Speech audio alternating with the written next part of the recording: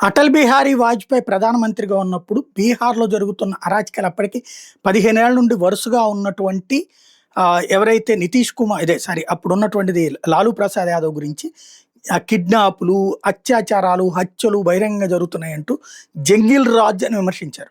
ఆ రోజున ప్రభుత్వం పతనమైంది. ఈ రోజు వరకు మొన్నటిసారి కూడా సాధ్యం కాలేదు. మొన్న మళ్ళీ జంగిల్ రాజ్ అనే పదాన్ని గుర్తు చేసుకొచ్చారు మోడీ.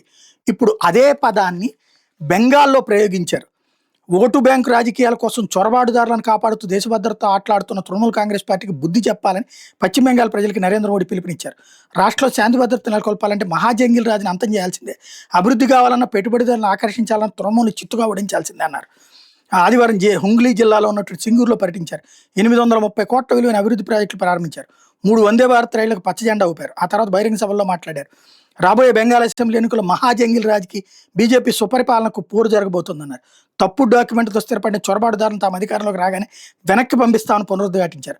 బీజేపీ డబుల్ ఇంజిన్ మోడల్ని ఆదరించాలంటూ ప్రజల్ని కోరారు.